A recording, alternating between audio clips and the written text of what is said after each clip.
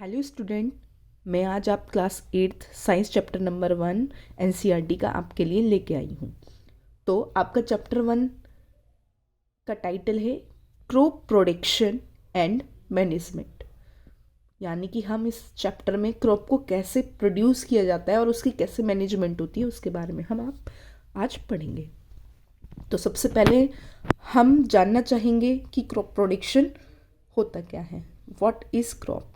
Crop मतलब एक फसल, ठीक है ना बेटा। तो उसकी पैदावार और उसको किस तरीके से मैनेज किया जाता है मैं आज आपके लिए पढ़ाऊंगी आपको, ठीक है ना। तो उससे पहले हम जान लें कि हमें क्रॉप की क्या ज़रूरत होती है, क्योंकि हमें न्यूट्रिशन चाहिए अपने बॉडी के लिए। न्यूट्रिशन क्यों चाहिए? ताकि हमारी बॉडी प्रॉपर फंक्शन कर सके। और न्यूट्रिशंस के 2 टाइप्स के फंक्शंस होते हैं, ऑटोट्रॉपिक और हेटरोट्रॉपिक। ऑटोट्रॉपिक मतलब जो अपना खाना खुद बनाते हैं, like prepare on food from inorganic source, जैसे कि ग्रीन प्लांट हो गया, बैक्टीरियाज हो गए कुछ। तो जैसे ग्रीन प्लांट्स होते हैं, ग्रीन प्लांट्स जो अपना खाना खुद बनाते हैं, जैसे किसके द्वारा बनाते हैं? लीव्स चाहिए उन्हें, लीव्स के द्वारा बनाते हैं वो। क्लोरोफिल का प्रोसेस करते हैं, फोटोसिंथेसिस जिसे बोलते हैं हम, सनलाइट हो गया, ठीक है ना बेटा। और अब हेटरोट्रॉप हो गया। हेटरोट्रॉप मतलब जो अपना खाना खुद नहीं बनाते, प्लांट्स पर डिपेंड्स होते हैं, ठीक है ना बेटा। और अदर चीज़ों पर डिपेंड होते हैं, जैसे कि एक तो ह्यूमन बींग्स हो गए, लाइक हम अपना खाना कहाँ से प्राप्त करते हैं? फूड से, वो प्लांट से, ठीक है ना बेटा। और कुछ और एग्जांपल्स हो गए इसके, जैसे पैरासाइट्स हो गए। पैरासाइट्स जो क्या होते हैं? पैरासाइट्स जो है न्यूट्रिशंस किसी और होस्ट से लेते हैं, ठीक है ना।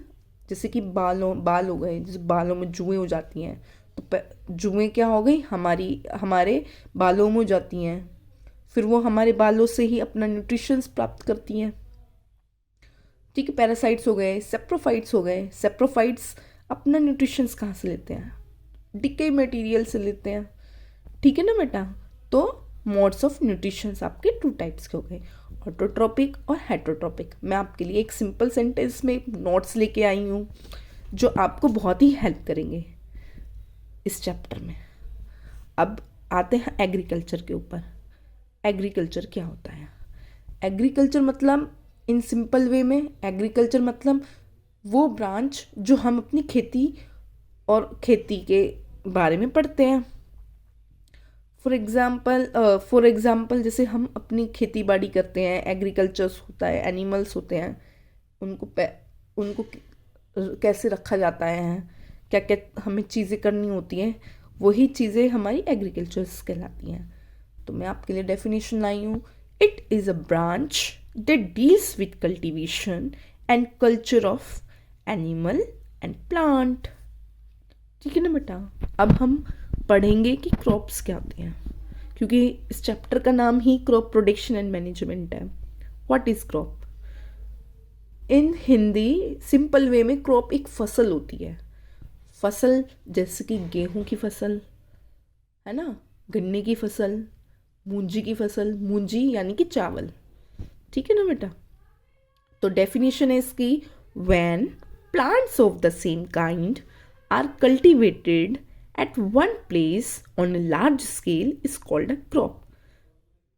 जैसे मतलब कि इसका मीनिंग ये हो गया कि एक प्लांट है, जैसे कि सेम प्लांट है, तो उसी सेम प्लांट को हमें बोना किसमें? एक लार्ज स्केल में, यानी कि बहुत बड़े स्केल में। तो वही हमारी क्या कहलाती है बेटा? क्रॉप्स कहलाती है, ठीक है ना बेटा। अब क्रॉप्स भी क्या है होती हैं, टाइप्स ऑफ क्रॉप्स होती हैं, लेकिन आपको में जनरली आपको 2 टाइप्स की क्रॉप्स एनसीईआरटी में दी गई है, खरीफ क्रॉप्स और रबी क्रॉप्स, ठीक है ना बेटा। खरीफ क्रॉप्स क्या होती है? अब मैं टाइप्स ऑफ क्रॉप्स दी गई हैं, ठीक है ना बेटा। तो खरीफ क्रॉप्स कौन सी क्रॉप्स होती हैं? जो हमारे जनरली जो रेनी सीजन में बोई जाती हैं। The crops which are sown in the rainy season are called kharif crops.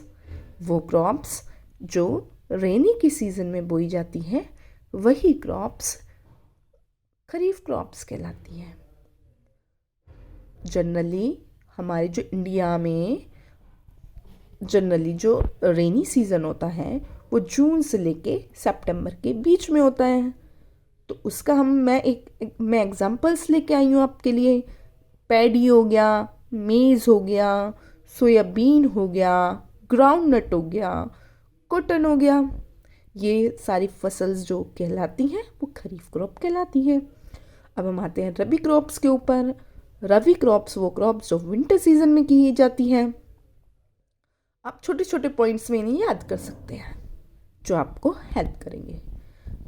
Rabi crops, the crops grown in the winter season like October to March are called rabi crops. जैसे कि wheat, gram, pea, mustard, linseed. ठीक है ना बेटा, ये सारी crops क्या हो जाती हैं, विंटर सीजन में बोई जाती हैं। कुछ फसल जो होती हैं जैसे दालें हो गई, वेजिटेबल्स हो गए, वो समर में बोई जाती हैं। ठीक है ना बेटा, अब ये आपको याद करना पड़ेगा। अब हम आते हैं एग्रीकल्चर प्रैक्टिसेस के बारे में। अब एग्रीकल्चर प्रैक्टिसेस मतलब कि हम अपने एग्रीकल्चर्स को कैसे मैनेज करें, क्या क्या हमारे स्टेप्स होते हैं अपनी फसल को बोने के। तो ये मैं आपके सामने स्टेप्स लाई हूँ। प्रिपरेशन ऑफ सोइल, यानी कि सबसे पहले किस तरीके से हमारी जो जहाँ पे हम अपनी फसल बोएंगे उसको फसल बोने के लिए कैसे हम अपनी मिट्टी को तैयार करेंगे। फिर प्रिपेयर करके सोइल को, फिर सोइंग मतलब बोना। ठीक है ना, सोइंग मतलब बोना, फिर हम बोएंगे। फिर थर्ड पॉइंट है एडिंग मैन्योर एंड फर्टिलाइज़र। हम अपनी फसल में क्या ऐड करेंगे, फिर मैन्योर्स और फर्टिलाइज़र्स। जो हमारे जिस तरीके से हमें फूड की ज़रूरत पड़ती है उसी प्रकार हमारी फसल को भी फूड की ज़रूरत होती है, जिससे वो नाइट्रोजन प्राप्त करती है और मिनरल्स प्राप्त करती है, अदर मिनरल्स जो हमारी क्रॉप के लिए बहुत ही ज़्यादा ज़रूरी हैं। फिर नेक्स्ट स्टेप आता है इरिगेशन। इरिगेशन मतलब सिंचाई करना, इन हिंदी सिंचाई करना मतलब अपने फसल को पानी देना। ठीक है ना बच्चा। फिर नेक्स्ट स्टेप आता है प्रोटेक्शन फ्रॉम वीड्स। हाँ बेटा, वीड्स मतलब अनवांटेड प्लांट जो हमारी फसल में हो जाते हैं, वो अनवांटेड प्लांट्स। ठीक है ना बेटा, उनसे हमें कैसे अपनी फसल को बचाया जाए। फिर होता है हार्वेस्टिंग मतलब जब हमारी फसल पूरी अच्छे से तैयार हो गई फिर उसको क्या करना, कटिंग करना, उसकी cutting of crops he harvesting कहलाती है। फिर नेक्स्ट स्टेप आता है स्टोरेज मतलब कि किस प्रकार हम अपनी फसल को इकट्ठा करके हमारी जो फसल है वो यूज़ करने लायक हो जाए, हमारी फसल हम तक पहुंच पाए, लोगों तक पहुंच पाए, उसके लिए हम अपनी फसल को किस तरीके से स्टोरेज करेंगे। तो हम अब एक एक करके ये सारे स्टेप्स हम डीपली पढ़ेंगे। ठीक है ना बेटा।